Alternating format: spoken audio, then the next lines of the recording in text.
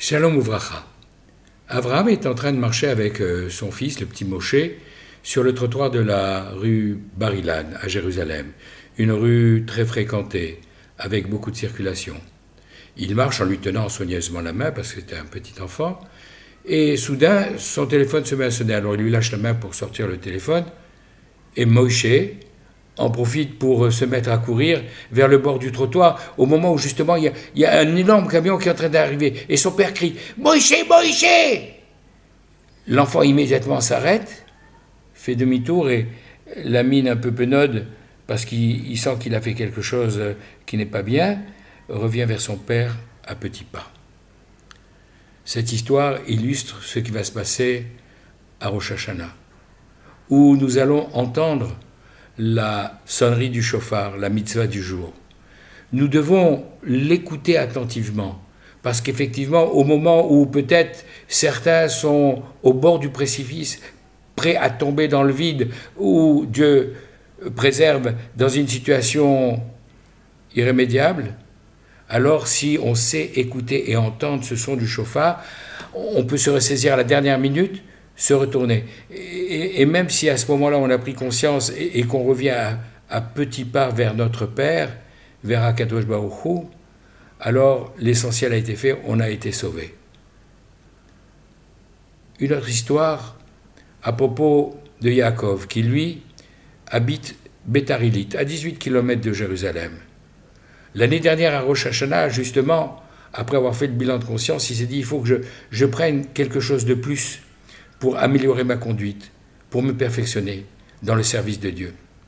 Et il a trouvé une mitzvah, j'allais dire orpheline, quelque chose qui est pourtant prescrit par la Gemara Brachot, dans laquelle on nous demande, avant chaque prière, le matin, l'après-midi et le soir, de se laver les mains. Echatz bedikavniyod kapai, je lève mes mains en propreté pour pouvoir les lever vers Akadosh Baruch Hu dans la sainteté, comme le faisaient d'ailleurs les Kohanim au temple de Jérusalem, où il y avait un kiyor, un grand bassin avec lequel ils purifiaient leurs mains avant de faire le service divin. Alors il dit, bien qu'il y ait une discussion pour savoir est-ce que c'est seulement pour la prière du matin ou pour les 3 prières qu'il faut le faire, je vais prendre sur moi dorénavant de laver mes mains avant chaque un des 3 offices de la journée. Et naturellement, quand il est à Bétarilit, dans quelque synagogue que ce soit, il y a toujours à l'entrée un robinet, ne serait-ce que pour les ablutions des Kohanim avant la bénédiction pontificale. Arrivent quelques jours de congé et il en profite pour amener sa famille pique-niquer dans le parc Ayarkon à Tel Aviv. Et là, sur l'herbe, il y a beaucoup de familles qui sont venues profiter de cette journée pour pique-niquer. En début d'après-midi, quelqu'un commence à crier « Mincha, Mincha, Mincha !» Alors naturellement, il est intéressé par prier, il s'est dit « Mais ici, il n'y a pas de robinet, il n'y a pas d'eau, comment je fais ?» Je dis « Bon, c'est pas grave.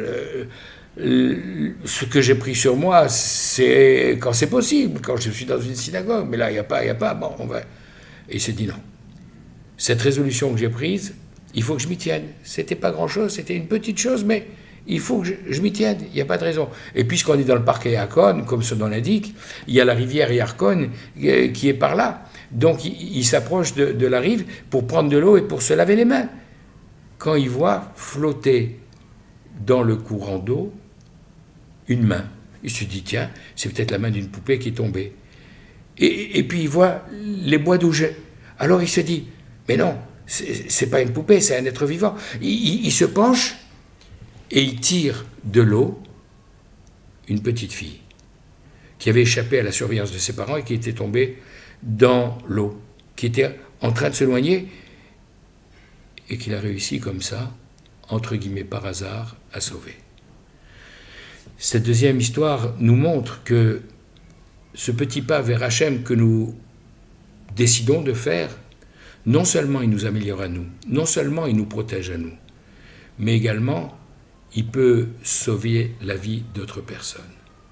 Alors, à quelques jours, à quelques heures de Rosh Hashanah, 5783, au moment où nous allons passer l'un après l'autre devant Akadosh Baruch Hu pour être jugés, Après tout ce mois de préparation de Elul pendant lequel nous avons été invités à faire notre bilan de conscience, à savoir qu'est-ce que nous devrions améliorer, corriger, prenons une petite résolution positive, soit un moment d'étude supplémentaire, soit une bonne action que nous allons essayer de faire régulièrement, soit quelque chose que nous faisons déjà mais pour lequel nous allons mettre plus d'attention, plus de kavana.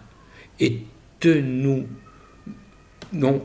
à cette amélioration, parce qu'elle peut être fondamentale pour nous et fondamentale pour notre entourage.